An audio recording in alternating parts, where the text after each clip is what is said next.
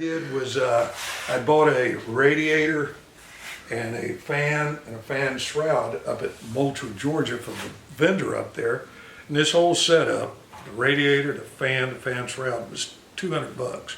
Can't beat it. But I made a mistake. I bought it for a car and it's narrower than the truck. So and you see where the flanges are, you screw them in and it stays in place. But fortunately, when I got this from the guy that used to own it, he had this grill shield, which is for a car, and it's chromed. I've got to clean it up. So I just went this way, and I'm going to run the chrome one on instead of the truck radiator. I think the truck radiator would have looked better because it's bigger, and bigger's better. So we got this on, and we went back to the back and got the traction bars on. I got them at Moultrie, Georgia also, the swap meet. Got them on there. Now I got to build a cross brace from here across where when this thing comes up, it'll hit the brace, and then I'll put my drive shaft loop on that right here. But that's next. I don't know, did we go over the brakes? Did I have the calipers on? We never detailed it, no. Okay. Well, I put the rear end calipers on it and the brake pads and the rotor. And the reason I did this, I had no brakes up front. It's only going to have brakes on the rear. It was a race car, an F-gasser. So that's what I've done. I've got the brake line run here to go up to the front. Then the brake line ran back here. So this rear end is pretty much finished. I've got the shocks in. The springs are on. I just got to get the nuts to finish putting them on. Then I came up and put the transmission in. And the first transmission, did we have pictures of it with the big one? Yes, and you were building a brace for it and everything. Right. Well, I built a brace. I had a one-ton truck transmission, granny transmission. It was just too big. It didn't work and all that, so I pulled it out. And a friend of mine, Kenny Eastman, found this transmission at the swap meet in Webster. And it came with the transmission, obviously, and the shifter, and it was $55. Wow. You can't beat it. So put it on here, fit perfect. But I had to build right here. I'm going to run a hydraulic clutch. So I bought this came off of about a 60-something Chevrolet truck. And then I built a bracket for it and bolted it here. And then built the rod. Well, when I did that, the back motor mounts, I didn't compensate for them, so I had to cut this one out where this will move, and I welded a piece in. Because originally we were going to put mechanical linkage, but it just wasn't working, so we went with a hydraulic one, so we got it done. We also did the carburetor linkage, and weird setup. It was on the back side.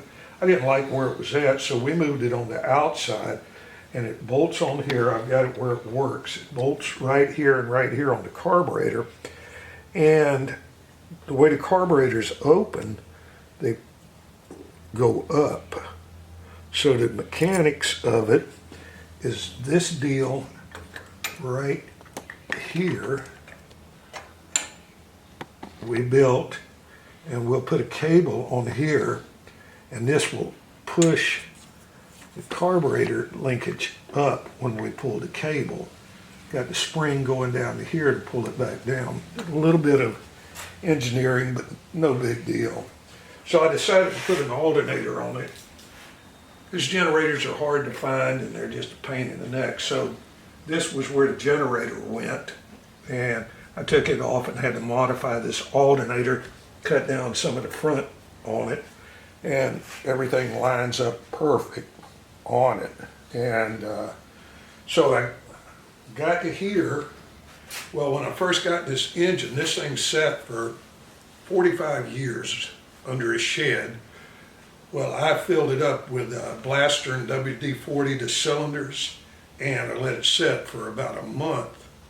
And then I turned it over with the transmission. Well, finally, I decided I'm going to turn this thing over with a starter.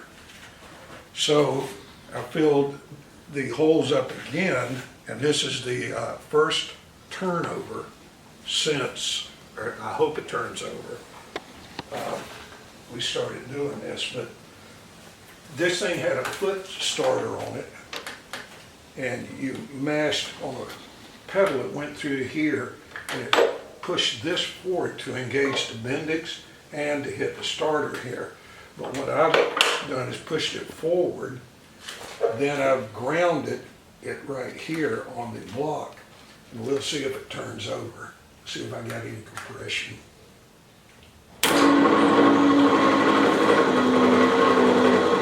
That's it turning over, so it did turn over. And another thing that we could check will be see if the transmission turns. Okay. And is it turning? Oh yeah. So the transmission's probably good. So it turned in. That's probably high gear. That's second gear. Wow. So as soon as I get a battery that's fully charged, then I will try to crank it. Right now I haven't got much compression in this number 6 cylinder, and the battery, it runs right out, and I don't know whether it's everything's so tight in there that it's pulling a lot of juice away or what, but I've got it all set up to run. I got the plugs and plug wires and everything. All I got to do is put them in and crank it up. So we're getting real close to cranking the engine. Got the drive shaft. I should pick it up. Today's Sunday. Should pick it up Monday.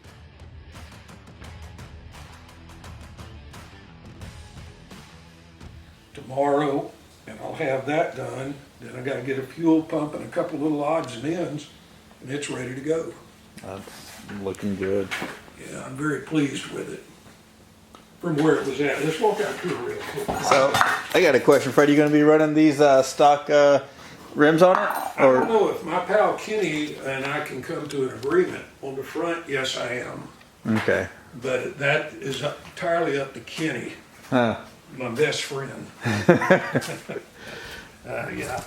But here we go. We're down to almost getting all the rough Bondo in and everything on the body. We cut out the original scoop here because it was rotted out, and that was an air vent that went in there. And Joe, I take no credit for none of this. Joe did it all. Joe has built this. If you come here and look, this A-pillar was completely rotted out from down here all the way up. So he built this piece that goes around, and it comes all the way around the car, the A-pillar around here, and he did the same thing down here, and from here down is new metal. He built the thresholds on both sides. Oh, wow. Yeah, and he built this piece up here. At first we were going to use it, but it was so rotten.